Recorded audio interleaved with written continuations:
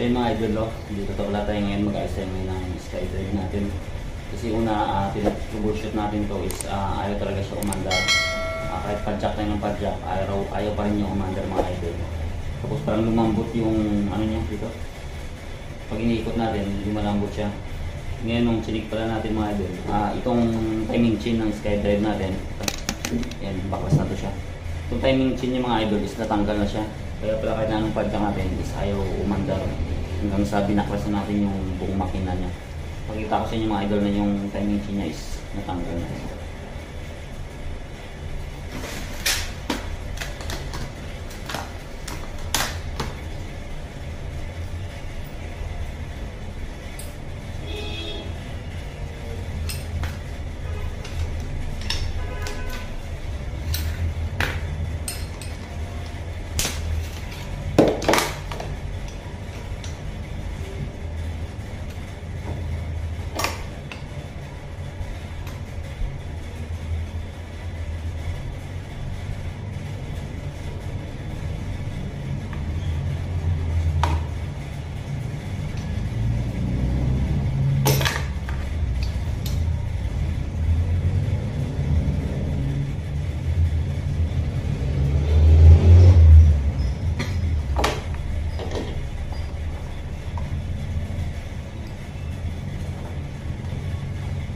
Ito mga idol yan, yung timing chain niya is ito na siya.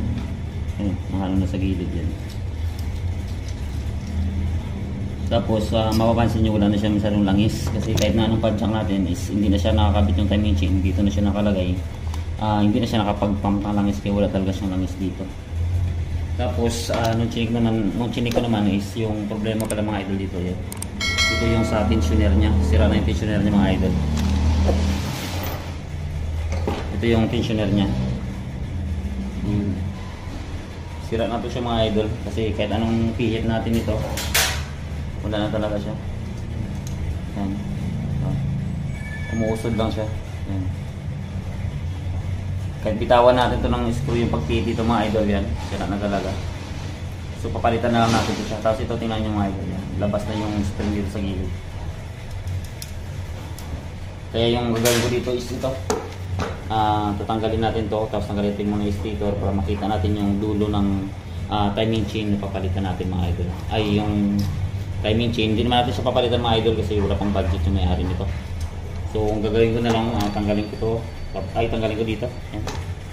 Tapos yung timing chain ilagay natin ulit sa gear, tapos check natin kung may mabungi ito na tornil na nangangipin doon sa sigunyal niya dito mga idol. So tanggalin muna natin to.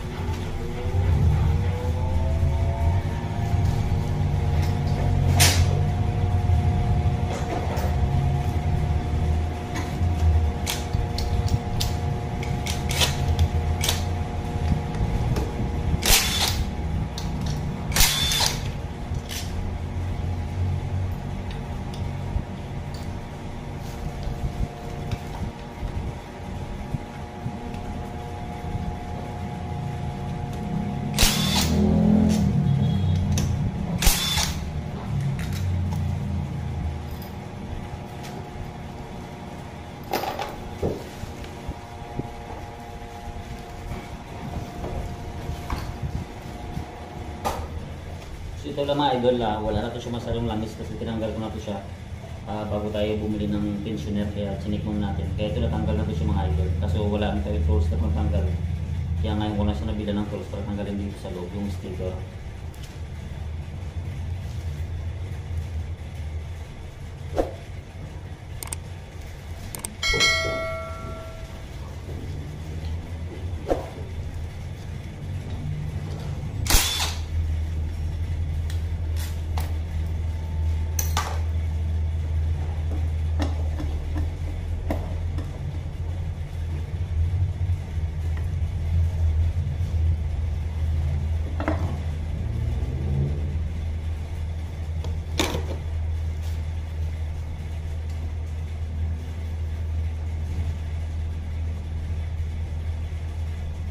tatanggalin muna natin mga idol yung magnito niya.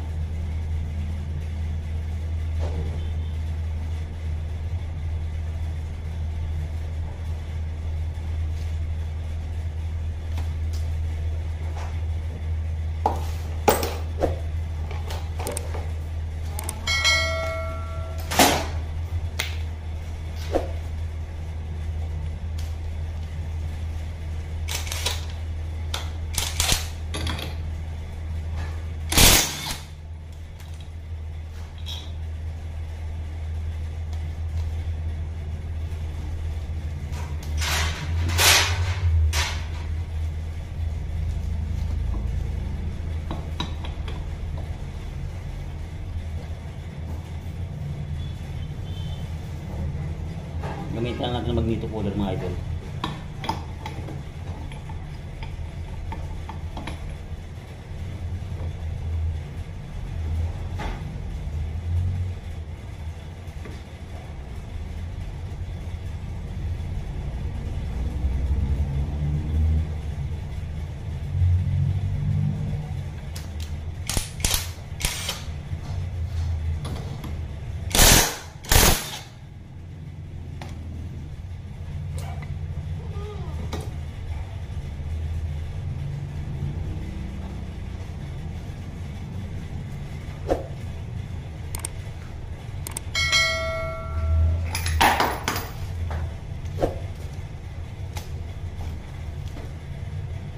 Ito mga idol, no, natanggal na natin yan magneto. Tapos ito yung timing chain niya mga idol, lumabas na siya dito sa gear niya mga idol.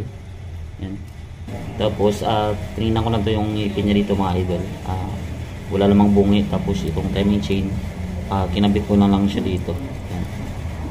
Tapos ano muna natin to siya mga idol, i-top din center muna natin para ano natin, tanggalin din natin kasi ito yung dito sa gilid niya. Ito mga idol, tanggalin din natin to kasi para makabit natin yung timing chain na natanggal. Tapos ikabit na rin natin yung tensioner. Ito yung mga idol ko. Tapos idiretso ko na rin dito na pala mga idol. Adjust ko na lang yung valvula bago ko ikabit. Iyan to. Pagkatapos ko ikabit ko mamaya. So dahil wala akong tagawak ng camera mga idol, i-set ko muna to siya.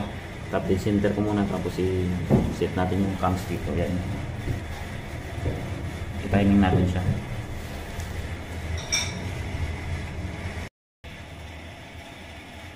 So yun na mga idol, nakabit na natin yung kanina, timing chain.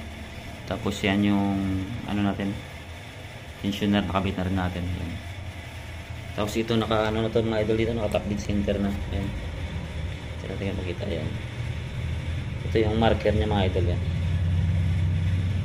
Yun yung marker niya. Tapos dito din, ganoon din sa kabila. Yan. Ayun yung guhit mga idol yan. So hindi masyado mag-focus yung camera. Yan. Tapos na-adjust na rin natin yung valve clearance ito mga idol. Yan.